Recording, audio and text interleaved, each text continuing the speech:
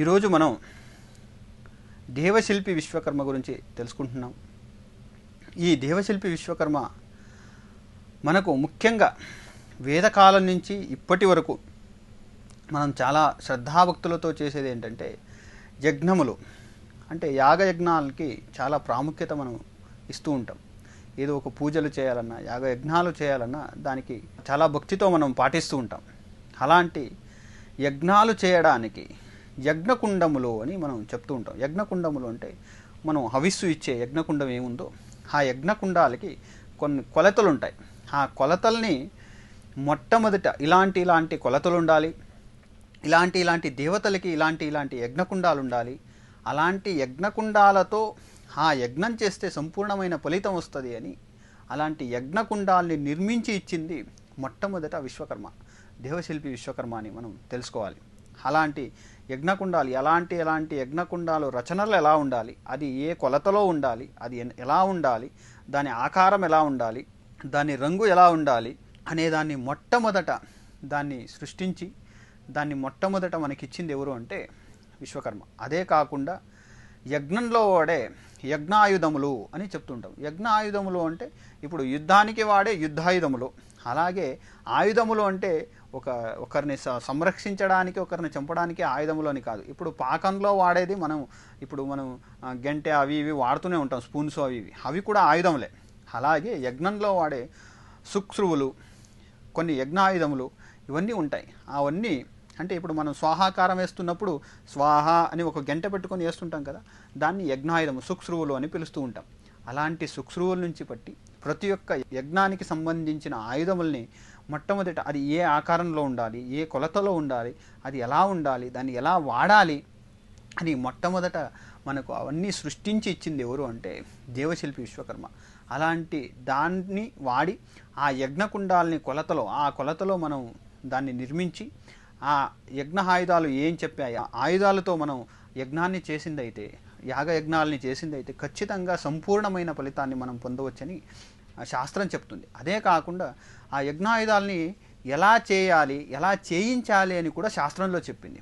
ఇక్కడ అలా చెప్పినప్పుడు రెండు రకములైన శిల్పములు ఉన్నాయి. అంటే ఏదైనా ఒకటి సృష్టిస్తున్నప్పుడు, ఏదైనా ఒకటి రచించుతున్నప్పుడు దానికి శిల్పము అని పేరు. అంటే ఇప్పుడు ఒక విగ్రహాన్ని చేస్తున్నప్పుడు, ఒక దేవాలయాన్ని నిర్మిస్తున్నప్పుడు, ఒక గృహాన్ని నిర్మిస్తున్నప్పుడు దానికి శిల్పము అని శాస్త్రం చెప్పింది. శిల్పము అంటే రెండు రకాలుగా ఉంటుంది. ఒకటి బ్రాహ్మణ శిల్పమని, ఇంకొకటి శూద్ర శిల్పమని, రెండు రకాలైన శిల్పశాస్త్రాలు ఉన్నాయి. బ్రాహ్మణ శిల్పం అంటే ఏంటి, శూద్ర శిల్పం అంటే ఏంటి అని మనం ముందుగా తెలుసుకోవాలి. మొట్టమొదట మనం తెలుసుకోవాల్సింది అదే. బ్రాహ్మణ శిల్పం అంటే ఏంటంటే, బ్రాహ్మణ శిల్పం అంటే ఒక శిల్పాన్ని తయారు చేయాలంటే దానికి కొన్ని కొలతలు ఉంటాయి. ఆ కొలతల్ని ముందు పాటించాలి, ఆ కొలతలతో సహా చేయాలి. అదే కాకుండా రెండో విచారం ఏంటంటే దాన్ని ఎలా చేయాలి అనేది. ఎలా చేయాలంటే దానికి కావలసినట్టి వస్తువులేంటి. అంటే ఇప్పుడు కొన్ని కర్రతో చేయాల్సి ఉంటుంది, కొన్ని మెటల్తో అంటే బంగారుతో చేయాలి, కొన్ని ఇత్తడితో చేయాలి, కొన్ని వెండితో చేయాలి. అంటే ఏది ఏ దానితో చేయాలి అనేది ఇంకొక మనకున్న నియమం. మూడోది ఏంటంటే ఎవరు చేస్తున్నారు అనేది కూడా ఒక నియమం. అంటే ఎవరు చేస్తున్నారు అంటే దాన్ని శాస్త్రోక్తంగా ఉన్న విశ్వబ్రాహ్మణుడు చేసివ్వాలి అని కూడా శాస్త్రం చెప్పింది. అది కాకుండా వేరే వాడు చేస్తే దానికి ఏమవుద్దంటే వాడు చేయొచ్చు, అంటే అదే రకంగా దాన్ని ఇప్పుడు ఏంటంటే ఇప్పుడు కాపీ చేసేవాళ్ళు మనకు చాలామంది దొరికిపోతూ ఉంటారు. ఇప్పుడు ఏంటంటే మనకు ఎలక్ట్రానిక్స్ ఐటమ్స్ ఉండొచ్చు, వేరే ఏదైనా ఉండొచ్చు. అవన్నీ ఏంటంటే మార్కెట్లో ఒక కంపెనీ వచ్చిందంటే వెంటనే దాన్ని డూప్లికేట్ చేసే వాళ్ళు కూడా చాలామంది ఉన్నారు. అలాగే ఈ యజ్ఞాయుధాలని కూడా వేరే వాళ్ళు డూప్లికేట్ చేయొచ్చు, కానీ చేస్తే అది శూద్ర శిల్పం అవుతుంది అని శాస్త్రం చెప్పింది. అదే రకంగా ఉండొచ్చు, అలాగే ఉండొచ్చు. ఇంకొకడు ఎవరో కరపనివాడు ఆ ఆయుధాలని చేయొచ్చు.